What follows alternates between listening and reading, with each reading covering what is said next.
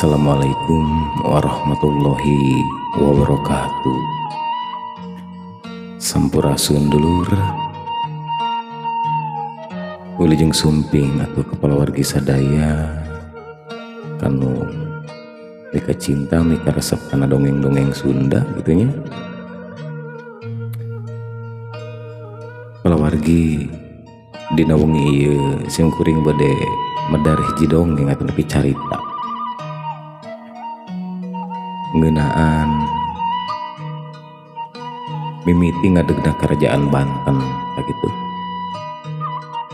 Atuh hayu urang sami-sami ngumbara sakedeung kana hiji mangsa anu geus kaliwat kana ribuan lengkah ku waktunya. Mangsa nalika jalan-jalan can rame ku kandaraan, nalika peuting ngan dicangan ku cahaya bulan jeung bentang, sarta nalika carita ngeunaan hiji lembur, hiji kerajaan jeung hiji jalma anu miboga jasa diwariskeun ti kolot ka anak, dikaruhun ka incu begitu. Atuh dina kesempatan ieu sim kuring bade ngadongengkeun hiji carita anu raket pisan nyatana jeung sejarah nu aya di tetar Sunda. Carita ieu ngeunaan hiji daerah anu baheula katelah Banten girang palawargi. Carita ngeunaan robahna hiji zaman, carita ngeunaan jalma-jalma anu miboga kayakinan, cita-cita jeung perjuangan. Tapi anu pangpenting nama ieu lain ngan saukur carita ngeunaan raja, kerajaan atawa kakawasaan palawargi. Sabab dina unggal carita baheula sok aya dieunteugeun pikeun urang sarereanya. Urang bisa diajar yen kakawasaan tanpa kejujuran tangtu bakal leungit, ilmu tanpa akhlak tangtu nyasabkeun nya, sarta kemajuan tanpa karukunan atuh moal aya katengtreman kitu. Atuh ku kituna bari urang ngaregepkeun ieu dongeng, hayu urang henteu ngan ukur ngadengkeun caritana wungkul, urang bisa ngarasakeun jadi anjeunna, urang bisa metik piwurukna tah kitu. Atuh saha terang palawarginya dina carita anu geus ratusan tahun kaliwat ieu aya hikmah anu masih kacida pentingna pikeun kahirupan urang kiwari. Hayu urang sakedeung pareumkeun lampu tah kitu bari tinyuh cikopina. Urang sakedeung pareumkeun oge panon urang bayangkeun hiji tempat di basisir baheula di belah kaler tatar Sunda gitunya. Angin ngahiliwir, angin laut karasa genah kana memanahnya, ombak pating gulidag lelaunan, kapal-kapal mimiti daratangan. Hiji tempat ieu teh nu disebutna tadi Banten girang. Hiji carita anu ngamimitian lalampahan anaknya. Hayu urang kawitan palawargi.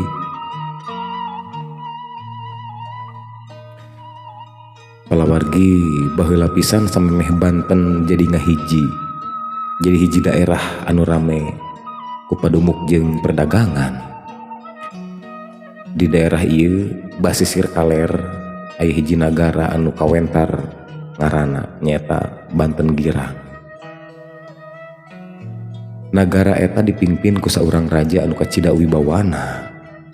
Rahayatna hirup cukup, tatanen subur, sarta padagang tirupi-rupi nagara, tirupi-rupi tempat sok daratang ka eta wewengkon. Atuh sanajan kitu dina hiji mangsa aya parobahan gede anu mimiti karasa. Nyaeta agama Islam beuki sumebar di tatar Sunda. Atuh para mubalik jeung pedagang anu aya ti luar daerah datang ka basisir Banten bari mawa ajaran anyar palawargi. Loba pisannya.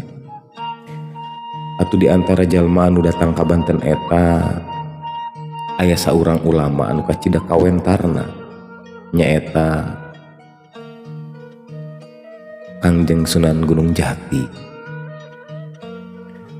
Tah palawargi Sunan Gunung Jati ieu asalna ti Cirebon miboga cita-cita pikeun nyebarkeun ajaran Islam kalayan cara anu wijaksana.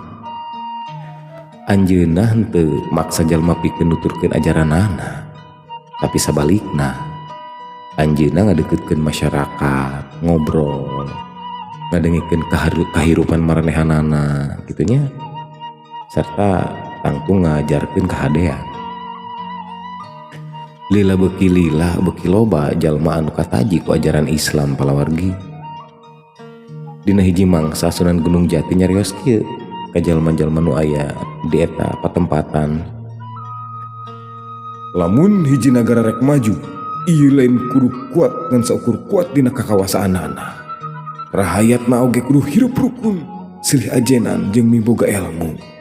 Nah kitu palawargi. Kecap-kecap eta sumebar ti hiji jalma ka jalma nu sejen. Atu Banten beuki lila beuki rame tangtosnya. Tuluy Sunan Gunung Jati mulih deui ka Cirebon.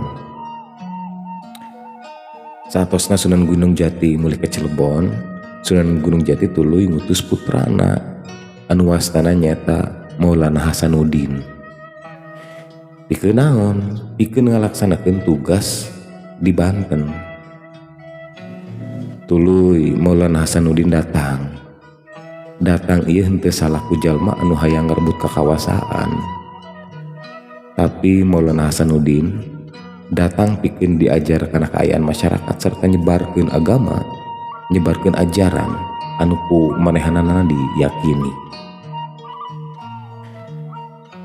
Anjeunna eta ngideran lembur-lembur patepung jeung para patani, padagang, nelayan, jeung tokoh masyarakat nu aya di eta patempatan. Di mana wae anjeunna datang, anjeunna sok ngajarkeun pentingna kajujuran jeung silih tulungan. Dina hiji poe Maulana Hasanuddin nepi ka hiji basisir palawargi. Di luhur pasir eta panonna neuteuk ka jauh. Di hareupeunna katinggal di laut anu lega, angin pating hiliwir lalaunan. Di handapna katempo jalma-jalma keur ngalakukeun pagawean sapopoe. Tuluy dina jero hatena ngaharewas kieu. Di dieu sigana bakal jadi tempat anu penting pikeun mangsa nu bakal datang. Kitu cenah. Tah tidinya anjeunna tuluy ngalaksanakeun dakwahna palawargi. Tah ayeuna urang asup kana bab konflikna Maulana Hasanuddin sareng Banten Girang nya. Dina mangsa harita kakawasaan Banten Girang eta masih dicekel ku Prabu Pucuk Umun. Prabu Pucuk Umun ieu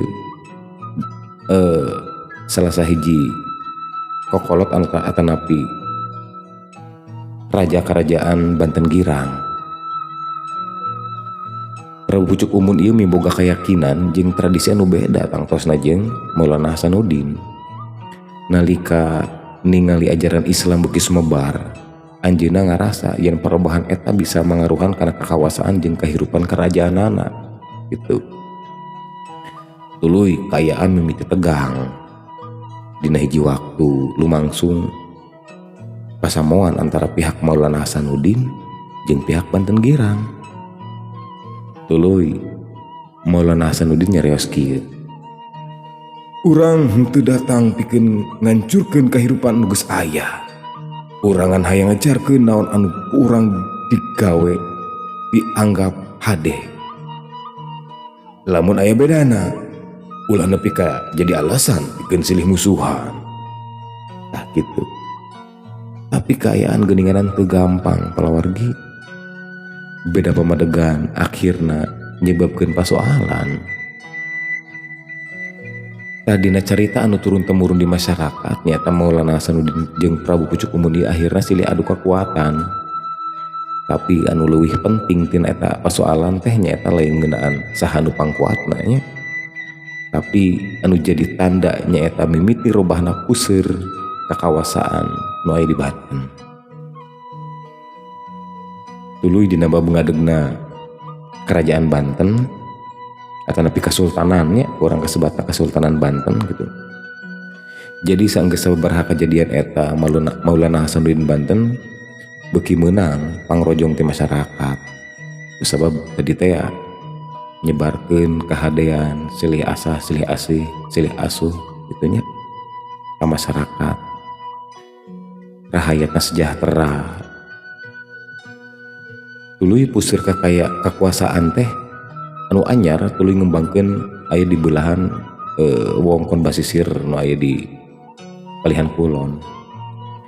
Tempat eta beuki lila beuki rame ku padagang palawargi. Datang kapal-kapal anu ti jararau nyata nu dagang teh nya aya nu mau beas, aya nu mau rempah-rempah, aya nu mau lawan jeung rupa-rupa barang daganganna. Tah, Banten lalaunan robah jadi puseur perdagangan anu kalintang pentingna. Ieu sejarah anu luar biasa di Bantennya. Maulana Hasanuddin tuluy ngadegkeun pamarentahan anu tuluy disebat dipikawaneuh ku urang minangka Kesultanan Banten teh. Anjeunna tuluy jadi Sultan Munggaran nu aya di Banten. Anu kawentar ku sebutan Sultan Maulana Hasanuddin Banten. Tah ti harita Banten ngembang jadi salah sahiji kawasan Islam anu penting di wewengkon Jawa bagian kulon, bagian barat lah nya. Jadi sebenarnya mah daerah anu aya di Pulau Jawa paling barat nyata Banten gitu kudu nama. Jadi Jawa Barat teh kudu nama Banten. Nah, sabab daerah anu aya di tungtung Pulau Jawa nyata Banten. Tapi begituan kusabab Banten kapungkur kaasup dina salah sahiji provinsi nu aya di Jawa Baratnya, daerah nu aya di provinsi Jawa Barat nembe misahkeun diri jeung Jawa Barat dina tahun 2000 itu dina naon pamarentehanana gitu. Urang telajengkeun palawargi. Tuluy Banten beuki maju, mangsa terus ngaliwat Banten beuki rame palawargi. Di palabuhan sora jalma-jalma silih tawar barang dagangan. Kadenge unggal poe para pedagang ti sababaraha wewengkon datang ka Banten. Atuh kota beuki ngembang, masyarakat beuki loba, pamarentah beuki kuat, sarta ajaran Islam beuki sumebar di daerah Banten. Tapi Maulana Hasanuddin teu mapohokeun hiji hal, kakawasaan lain tujuan utama. Dina hiji waktu anjeunna ngumpulkeun para pangagung jeung jalma-jalma anu ngabantu dina pamarentahan. Tuluy anjeunna nyarios kieu. Ulah ngerasa gede ku kawasaan. Raja moal salawasna nyekel tahta. Anu bakal ditinggalkeun teh lain kekayaan, tapi tapak lampah urang kakitu. Jalma-jalma anu ngadenge eta nasehat tuluy ngahuleng. Kecap eta jadi pangeling yen hiji nagara moal bisa kuat lamun pamimpinna ngan mikiran diri sorangan. Tanya lain ieu mah teu nyaritakeun nagara Konoha ieu mah nya, ieu mah nyaritakeun sejarah Banten palawargi. Teh kitu. Tuluy carita babad Banten ieu lain ngan saukur nyaritakeun kumaha hiji kerajaan diadegkeun sabenerna mah. Di jerona aya piwuruk anu bisa dicokot ku urang ayeuna. Kakawasaan kudu dibarengan ku kawijaksanaan, ilmu kudu dibarengan ku akhlak. Bedana pamadegan ulah dijadikeun alasan bikin silih bentrok nya. Jeung anu paling penting hiji bangsa moal jadi gede lamun masyarakatna henteu bisa rukun gitu. Singkat cerita palawargi aya raina Maulana Hasanuddin Banten nya nyata Sultan Haji. Jadi tahta berikutna ti Maulana Hasanuddin nyata ka raina nyata Maulana Sultan Haji gitu nya. Tah sabab Sultan Haji mah beda watakna jeung Maulana Hasanuddin. Tuluy datang bangsa Walanda. Di pangaruhan Sultan Haji ieu bangsa Walanda anu akibatna bangsa Walanda babari ngaruntuhkeun kerajaan Banten gitu nya. Jadi singkat cerita kerajaan Banten runtuh dina masa Sultan Haji gitu. Nah gitu palawargi. Di Banten girang nepi ka ngadegna Kesultanan Banten ieu sajarah geus nyesakeun tapak anu panjang pisan. Tapak eta nepi ka ayeuna masih bisa dirasakeun ku urangnya. Aya patilasanana di Benteng Sorosoan di Banten lama gitu nya. Pami urang kaserang aya di dinya. Mangga bilih bade non jarah ka makom Maulana Hasanuddin Banten, Sultan Maulana Hasanuddin Banten. Sabab Banten lain ngan ukur ngaran hiji wilayah sebenarnya mah kitu nya. Banten teh bagian tina carita panjang Tatar Sunda. Carita ngeunaan jalma-jalma anu ngawangun kahirupan, ngajaga tradisi jeung nyebarkeun ilmu. Sarta ngawuriskeun ajen inajen ka generasi saterusna kalawarti. Tah dina sempalan sabaraha carita oge tadi kacarioskeun Maulana Hasanuddin teh ngadu ilmu jeung Prabu Pucuk Umun eta di Gunung Pulau Sari gitu. Anu digambarkeun cenah ngadu hayam padahal ngadu kekuatan gitu nya. Anu tungtungna Prabu Pucuk Umun eleh tuluy Prabu Pucuk Umun karahayatna nyarios kieu kisah emut abinya dina sabaraha referensi gitu. Saur Prabu Pucuk Umun teh karahayatna hidup anu rek milu kana ajaran aing ayu cenah nya. Anu rek milu kana ajaran Sultan mangga gitu.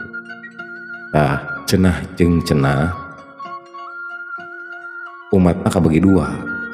Anu kabelah kidul eta anu cenah jadi ayeuna sabaraha hiji turunan kasepuhan-kasepuhan anu aya di Banten Kidul anu ngagem kana kepercayaan agama Islam oge masih keneh nyekel adat istiadat Sunda gitu nya anu masih ngajalankeun tradisi-tradisi Kesundaan.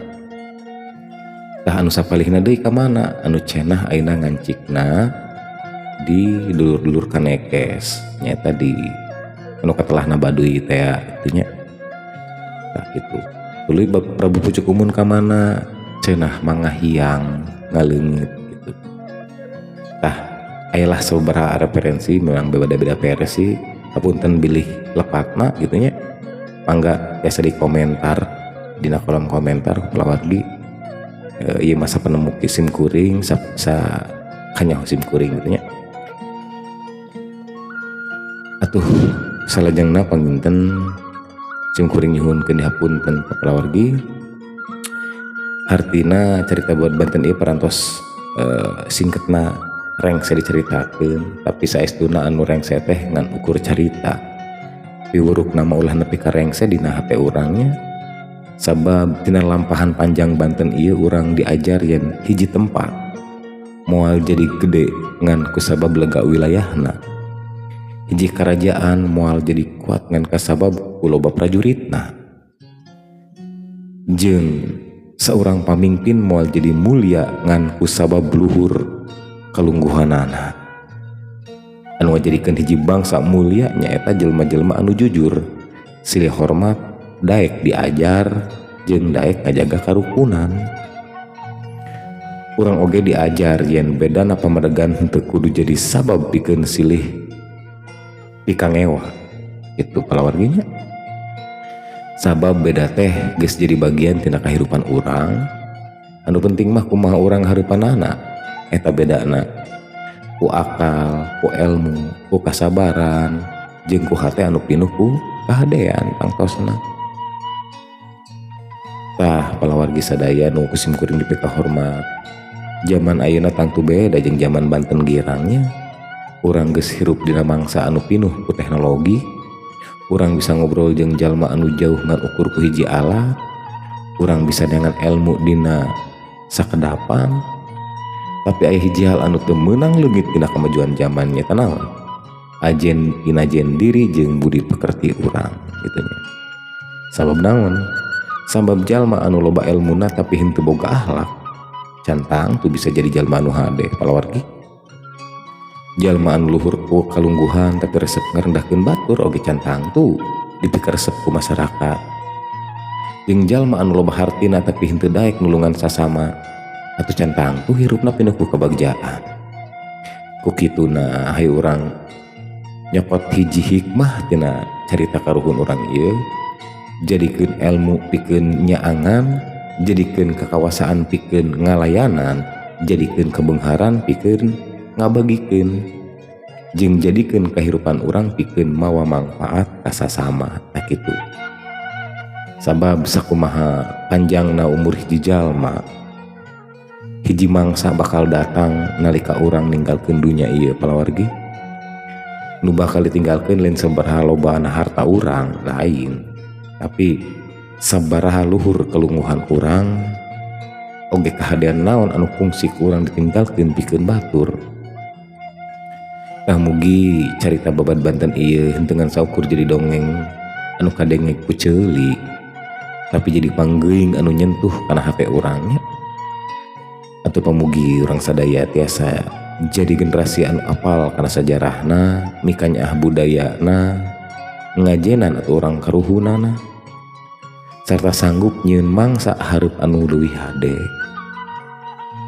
Sakitu panginten anu kapihatur ti simkuring, hapunten bilih aya cariosan anu kakirangan, aya kecap anu kirang merenah, tapi carita anu teu sampurna dina nepikeunana.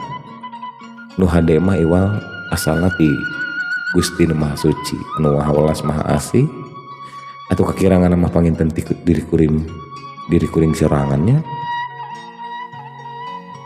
Jauh pisan tina kahadean, jauh pisan tina kasampurnaan, simkuring nyuhunkeun dihapunten. Cag dongeng narengse caritana parantos kaliwat keun lah sugan nyambungnya, tapi piurukna nu penting mah mugi tetap hirup dina hate urang sadaya. Cag sampurasun. Wassalamualaikum warahmatullahi wabarakatuh.